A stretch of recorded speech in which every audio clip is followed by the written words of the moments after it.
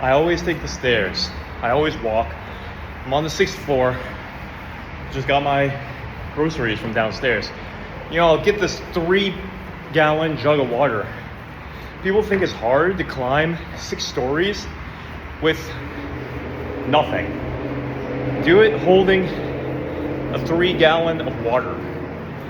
You know what that is? It's like 35 pounds at least. But think about what people were doing back in the day. They're carrying buckets of water for miles, working on the farm. My grandpa was a farmer. He had 149 acres. You're constantly carrying. It's like, how good you feel when you're constantly just pumping your body full of oxygen like that? Every single time. People get soft. People are soft in America. See, I'm like kind of out of breath just doing that. I gotta do that more. Every single day, you gotta be walking. Are you getting 3 to 5 miles of walking every single day? That's natural. That's essentially very little. Like back in the day, we were walking 5-10 miles a day. You know what that does to your metabolism? You know what that does to your hormones, your testosterone? It's amazing. You fix your hormones. It's not about the calories.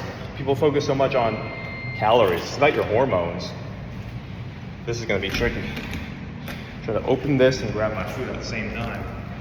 We got 3 different kinds of organic grass-fed butter, cilantro, kale. See, you would always have to exercise before you ate back in the day. Whether you're gathering, whether you're hunting, and you'll find if you actually do that your metabolism will be better, you'll digest better. Whether it's doing 20-30 burpees before you eat, whether it's going up and down stairs, whether it's just going on a walk, your metabolism will work better. Of course, you rest a little bit. It's not like you go directly from, exercising, doing burpees to eating your pasta. Not that I even recommend pasta unless it's garbanzo pasta. But my grandpa, he was in his 60s. He would pick up my little brother and he'd carry him. He'd walk with him for more than 20 minutes. He'd walk with him on his shoulders. My grandpa was strong. My grandpa constantly using his body. You're raking, you're tilling the land, you're carrying buckets, you're milking the cows. The real deal. My grandpa was the OG back on the farm. And, we just got to get back to that. It makes life feel so much better. It really does. It feels more natural. So, we got dinner here. This has been my pleasure to eat this. Cilantro, peas, peppers, all kinds of vitamins in here. But, people stop challenging themselves. Technology, elevators, escalators, it's all made us so, so soft. It's made us fat. It's changed our hormones. And then it makes people mentally weaker too. When you're not connected to your primal source of vigor and vitality, it weakens everything about you. What really happens is you get emotionally stuffed up because you're not releasing your emotions. Back in the day, we would process things so much more by walking, by running, by slaying the animal. You would release a lot of your pent-up emotion just in your everyday task. In India, they have a word for that. They call it burning off your physical karma. And they do that with monks even. Monks don't just sit there all day. They put monks to work so that you can work out your physical karma. And they made us do this. You know, I talked to you guys about this. I was at a monastery in India. I was at Sadhguru Isha's ashram. For months I stayed there. You know, we got up at 4:30, but then after our 2 hours of yoga, what did we do? We were out in the field picking weeds for hours. You know, we had a break. We had snacks. We had meditation breaks. Or we were in the kitchen working with our hands, chopping thousands of vegetables. We had to feed over 1,000 people every day. Think about that. Your mom, sometimes she would complain about feeding a family of 5 or 10. We were feeding thousands of people every day. You know how much chopping that is? Endless. It'd be a machine, constantly moving, constantly focusing. You know why people slice their hands? It taught you to pay attention. It taught you to be in flow. You can't be worrying. You can't be over-analyzing your life when you're so focused on your physical survival, when you're connected to that primal process, you know? It does something for your health. It's good for you. And now that we don't have that at all, people think it's hard to go up 6-7 flights of stairs carrying 35 pounds. Nothing.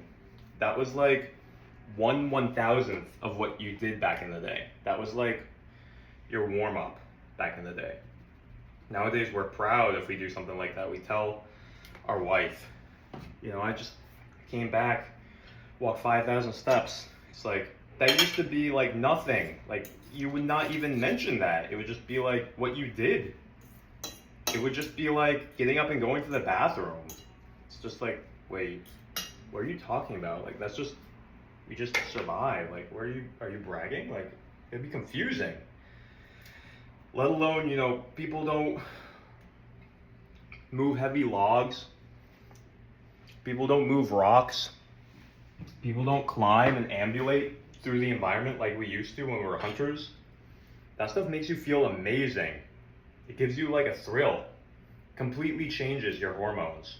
Getting out into the forest, running barefoot through the land, climbing over logs, climbing over trees. It's like we call it parkour nowadays. You know how natural parkour was? Parkour was just your day-to-day. Nowadays, people are destroying their metabolisms by jogging all day. They think jogging is good for them. Jogging is not good for you. You know, why?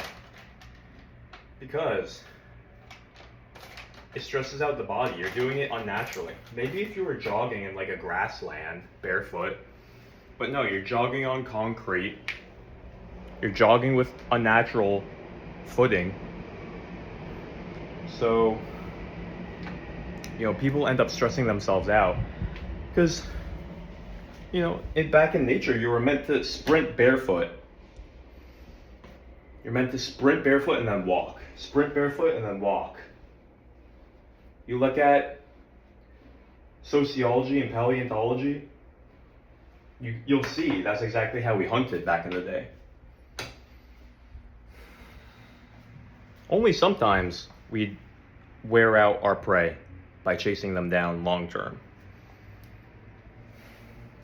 And even so, you're not putting on techno music and running for 3 hours when you're overweight on concrete. No, you're running for like what, 10, 15, 20 minutes? An animal gets tired so fast. Animals, they don't have the endurance energy systems.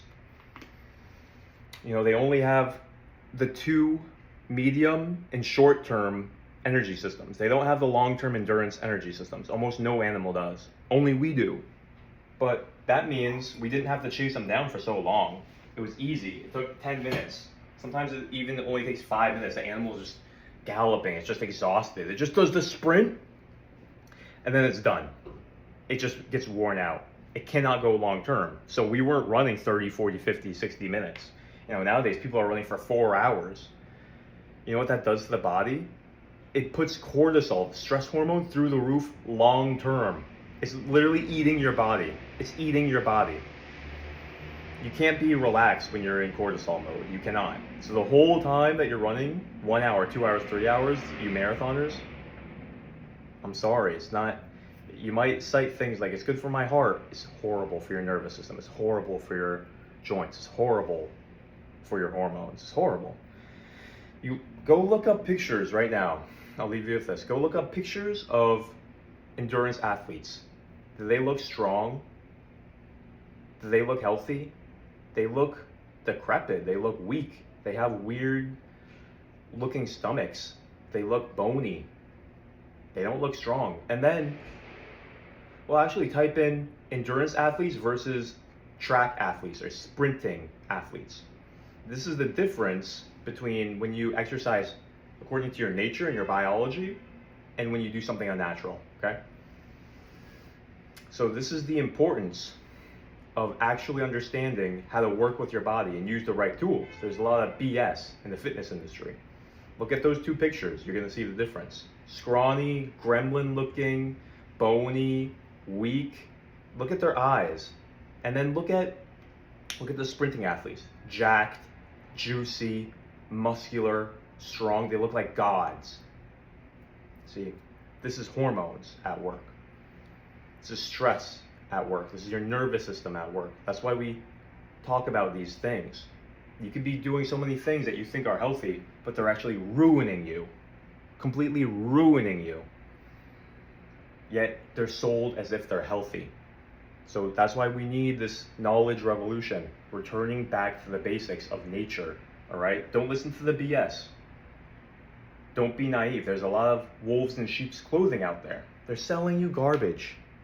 It's complete garbage. It's not only not helping you, it's hurting you, okay? All the weird diet advice, keto, low carb, unnatural. Don't listen to them. Ruining your hormones.